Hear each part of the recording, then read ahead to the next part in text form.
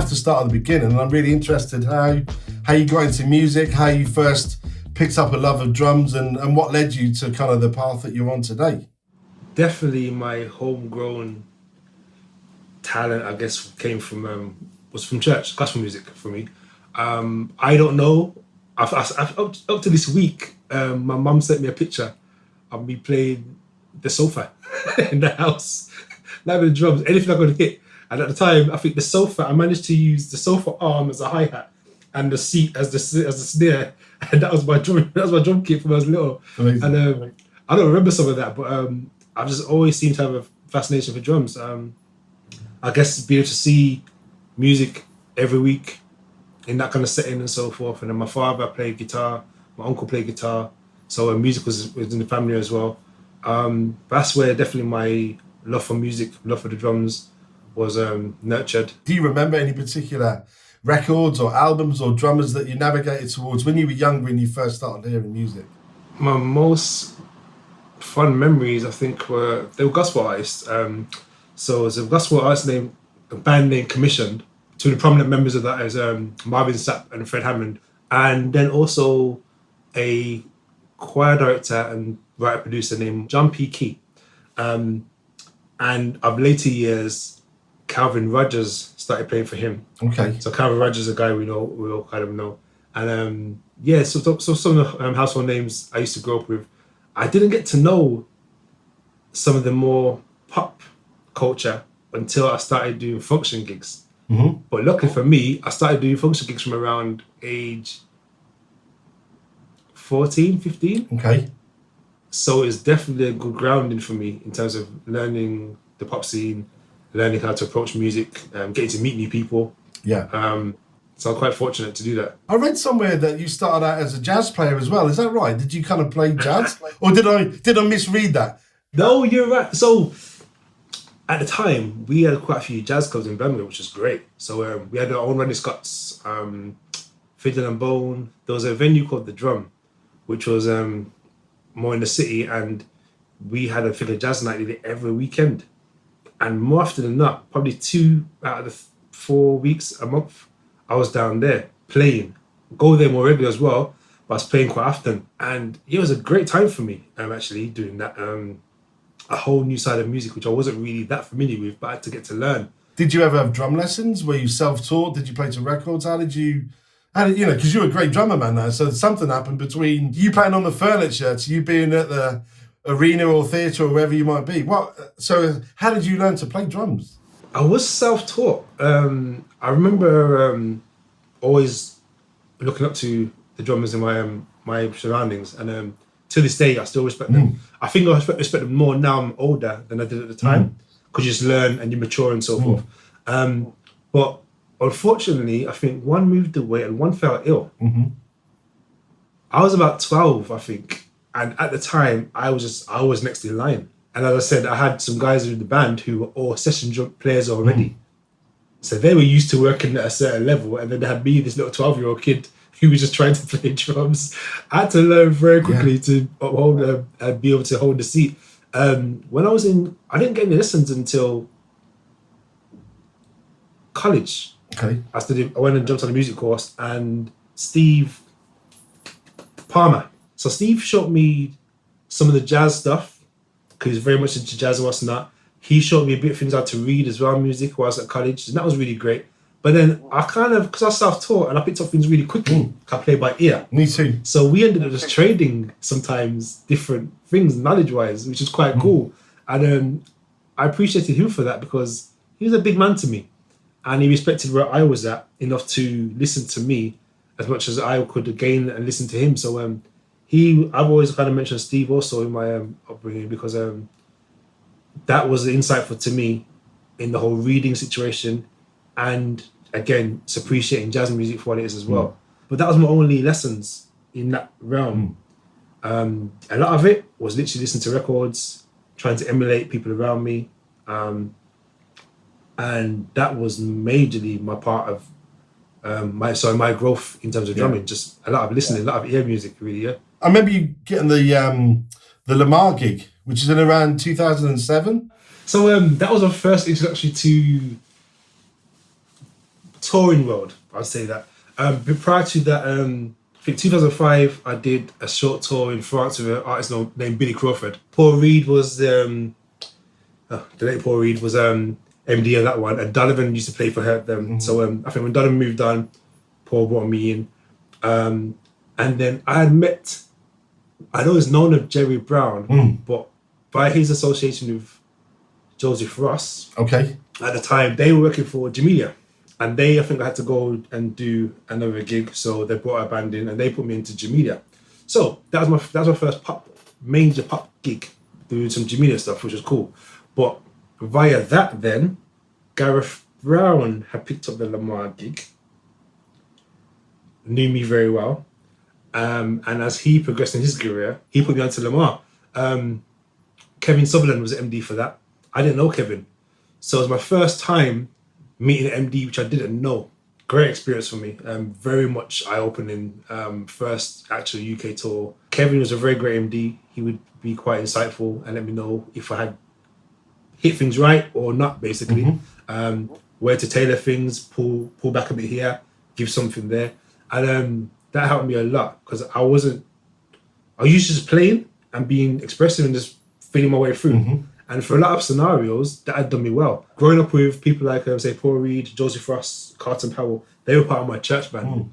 They were already in the pop scene. They were already doing their thing. So Paul Reed was already working for Beverly Knight. Joel was doing Girls Aloud, Eternal, so forth, so forth. Carlton was also doing bands, a good few bands too. So they would always try and teach me this thing of pocket. Okay. Took a while to learn the meaning of pocket. And even still sometimes, depending on the genre you're playing, and I'm playing, learning the different pockets is still a thing. If I go from playing pop or playing R&B or playing rock or playing the jazz and so forth, every style has got its own kind of language. Yeah, man. I'm still kind of learning that. But Me too, mate. yeah, the Lamar gig taught me that a lot. I think even, I mentioned Simon Thomas before, the engineer, he said between my tour of 2007 and 2009, my playing shifted a lot. Okay. And just from learning from them guys and how to approach a gig, how to let the drums do the talking, how to tune the drums and so forth. There's so much different things I learned along the way. So yeah, man, the Lamar show was a very big one for me. I still work with Lamar as well. Great. I'm still good friends, which is great. Yeah, man. I'm still very friendly with all the band members, which is really great as well. Yeah. So yeah, man, great experience for me. It's cool. Yeah. Is there anything you want to share about your time with Olly or with Alicia or Wretch 32? I mean, we've got so many people, man. Sure, I mean, a lot of them were due to my circle. So I mentioned Donovan and I mentioned Gareth quite a lot because they were very integral to my thing. So I think Alicia was a short time with Donovan. Blue was Gareth. Olly was via Donovan. He, I think, went on to do Take That. So he allowed me to sit in the chair for him. Again, great band. I got to tour various parts of the country. We did Japan. My first time in Japan there. Australia, New Zealand. I love Japan, man. Culture is so great. So mellow. So polite. So polite. It was like doing concerts and so forth or being at certain arenas, and then after you finish the song or so forth, there's no like rapture or so forth. It's like they're so polite, respectful, like cool, okay. One of the times though, between him doing his own shows and then we did some support with One Direction. So that crowd was very much rowdy kind of thing. But such a great city, great place. Really enjoyed it. Japan. How about we have to mention the tours that you've done with the great Beverly Knight, because she's such a powerhouse and a phenomenal singer. And I believe that you toured with her. You done 2 tours with her in 2017 to 19. Is that correct? That's right. I'd used to dep for Carlos Hercules a few times. One of the times being supporting Santana, Carlos Santana. And that must have been amazing. That's definitely one of my in my memory bank because at the time, Dennis Chambers is on drums. Raul Rekwan was on percussion, but it was like the section alone, drums, 2 percussionists. Ridiculous. It was mad to see them working in unity. It was great. That's another side of music I've had to learn to enjoy.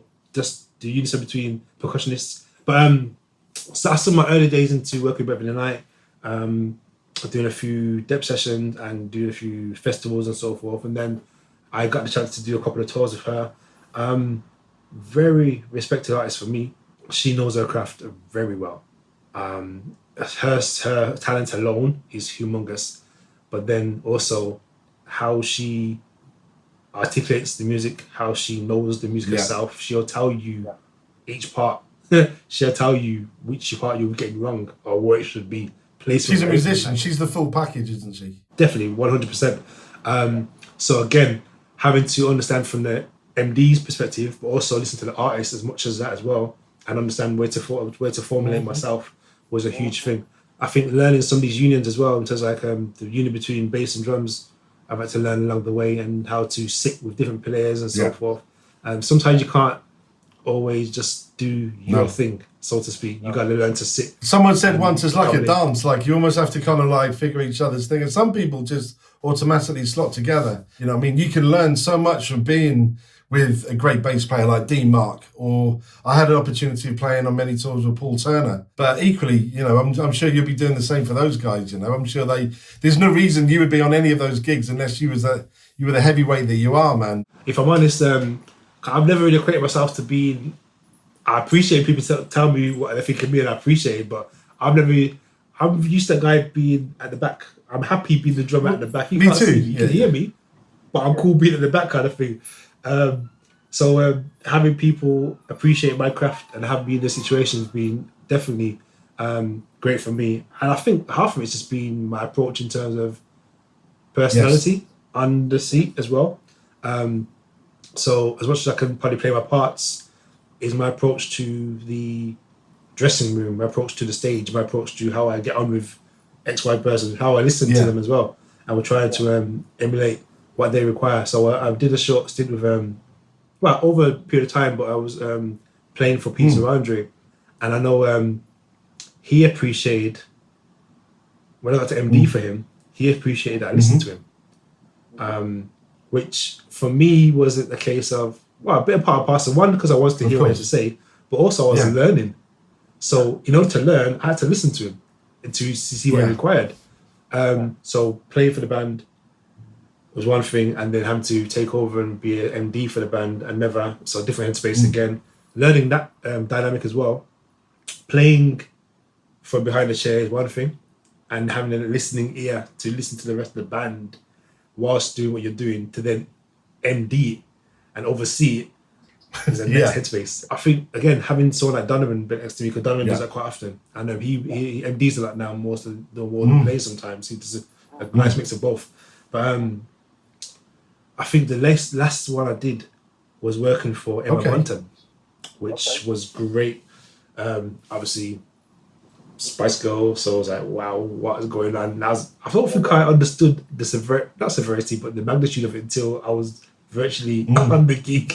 I was like, I knew it, but I think it took me a while to my head to adjust to what position I was in. I was like, wow, I'm MD and Emma Bunton, I'm playing Emma Bunton, wowee.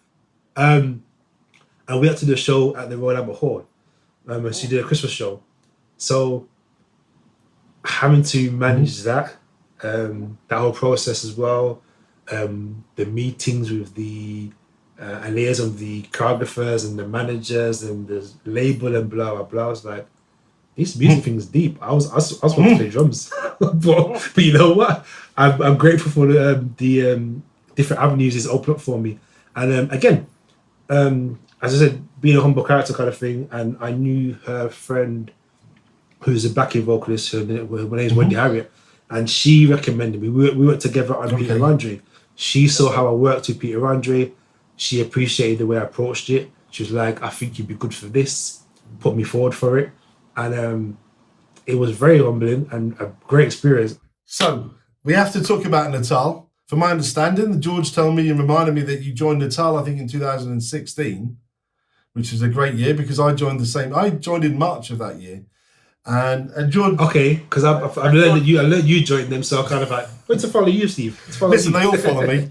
Even I follow me. No, but I believe that you play a walnut kit. Is that correct? No, mine looks like a walnut. I got one of the last Babinga kits I got. Always hearing about this wood. And it was like, wow, yeah, they don't do no more. It's rare. So I was like, the chance I got to have one Yes, please, I will do that. I think my first kit with them was Maple when that was a loan kit for a minute. So I think I did a Peter Andre tour, and I think my first Bev tour was on the Walnut. It was the grey to blue sparkle. It was a great kit. It was amazing. I enjoyed it. It was fine, and I found with that I could also tune it down to whatever I need to do because the Peter Andre tour was kind of more pop heavy. Bev was kind of, she did the Soulsville tour, so it's more Motown kind of thing. So I got what I needed out of that kit. So the Maple kit was amazing. But at the time, mine was being built. By the time I did the second tour, I used a Babinga. Oh man. And I was able to go up in sizes. So I got quite a fairly big kit. And I was able to run, traditionally, about 10, 12, 14 or 16. Traditionally kind of thing, I was doing that. But I was able to go 12, 13, 16, nice. 18, 24-inch kick. Which 18 floor toms. It was amazing. I was like, stadium vibes. It was like growing up was always because the R&B era, you'd be like 18-inch tom, soprano snare kind of things, crazy. But now the sounds changed a lot. I had like a 14x8 snare drum and so forth, and just the tones from it was amazing. I remember going to the factory to set it up, and the first thing hitting the kick drum, the 24 kick drum. Even they were like, it's ridiculous. It's like a cannon. It's like, oh my gosh. Without working, the sound was just so phenomenal. The projection of it and so forth, and the tones from it was so great. I really enjoyed this kit, and so versatile, so warm. Really, really enjoyed it. That's definitely the word that I think of with Babinga is warm. It's like a really like the toms have got a real warmth to them in the kick drum, like you say. I like the different tones and the colours that a drum kit can offer. So tones and colours fitting within the music and so forth made more of an impact for me than being flashy. Like I say, I still trying to get my way through with that and still learning my part within that as I go along. But so when I had the opportunity to get a bit bigger kit and get the sizes I wanted, I was thinking about the tones regarding it. I was thinking about tuning and what's not. I think I learned that tuning in fourths worked well for me. And I think it's something I got used to in my knowledge of tuning. I'd also try and speak to the engineer a lot as well. I learned from the first tour I did with Lamar. Again, I mentioned Simon Thomas. He said before, like, I would tune my kit to what I thought was sounding good behind the kit. But in front of the kit, projection-wise, it was something different. Had to learn that lesson. What they required from me and the drums was different to what I might hear for myself behind the kit. And I guess another lesson in terms of just understanding tonality, in terms of understanding how the drums speak, symbol-wise as well, projection and them kind of things as well. What you hear behind the kit is something different to what they can hear. So I prefer to try and learn about tonality in my playing and being musical as much as possible. And that helped me along. Let's say when I was being an MD, I like to listen to the elements around me and all the different colours together and to try and create a nice picture and soundscape for whatever was going out. I'd love to bring us sort of up to date. I'm aware in recent years that you've been working with Raleigh Ritchie, and tell us about that gig. Donovan was the MD for that gig, and he called me regarding put his players together for the gig. So I remember giving some names to Donovan for different players, whether keyboard players or whatever, and we put together to collaborate on to who was best for the auditions. Auditions happened, went forward, he let me know what happened. Great. Then the drummer pulled out. So Donovan's like, listen, can you sit in for me? I'm not really around. Can you sit in for me? Can you oversee the band for me too? Great, cool. This was 6 years ago. A few tours in, been to America, Canada with him. And at the time, it was quite interesting because he then got the position as, I'm not sure if you're familiar with the show Game of Thrones. And before, it was kind of like, we wouldn't mention the two. Because sometimes artists, obviously, they don't want to go off the back of, he's an actor trying to be an artist. No, he very much was an artist, probably first, if anything. And his energy for his music is amazing. I really enjoy his writing style. He's if you see him live, he's so infectious. He's great. I think you kind of have to emulate him as a band. Be like, the band's really quite cool, but he really enjoys string sections. So that's his favorite string section. I love that. There was moments within it where they're playing on their own, I used to sit back and just listen and be like, this is great. Yeah. It's so amazing. And even that, within just being able to enjoy the music you're playing, not just enjoy yourself playing, but enjoy the music around you is such a beautiful thing. I'd love to know what advice you have for up-and-coming drummers who want to get into the business and things that maybe you'd like to share, which you find or which you found is important for people to focus on. Sure. I mean, I've learned some things, good and bad, along the way, and my journey to do so was interesting. I'm glad I'm still here. But I think being ready for whatever given situation is definitely key. So just getting your mind ready to work. It's still work. End of the day, you know what I mean. We enjoy what we do. It's great to play music, but we're still working. So whether that's being on time, whether that's listening to instructions, kind of thing, having your instruments ready, so your tools ready to go, listening to the music, I think is very influential. Very big. We obviously all have our individual talents and our individual style and so forth, which is great. And if we're allowed to use that within the music, I mean, obviously they call you for a reason, which is great. They like what you do. But just because you might have 101 skills, don't mean you're going to bring 101 skills to that gig. So learning that as well as a thing, I've had to learn along the way for sure. I always say people say you're being polite, timekeeping, being professional is a huge part of it as well. Because people see those things. I've had a few gigs I've got along the way that they've called me because they know I'll be on time and I'll address the situation properly. Behind the kit is one thing as well, but before I get to the kit, I'll do all the steps I need to do to get there as well. No, that's some great knowledge to share, mate. I really appreciate that. And I think people will be really, I know up-and-coming players will be really enthused to they'll be jotting that stuff down that you've just shared. I know that, man. And it's great that you've given your time to Natal today, mate, and to speak to me during this funky old time we're in. Oh, man, pleasure, man. Really nice to talk to you. I appreciate it. But now, thanks for calling me, man. So I appreciate people appreciating me and what I do. And thanks for checking in on me. Thanks for the towel. Thanks to George, George has been instrumental along my journey, for sure.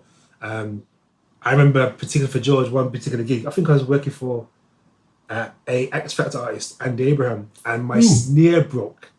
I don't know where we were, but George left wherever he was and brought me a snare. And I think even that, as a drum rep for me, was humongous.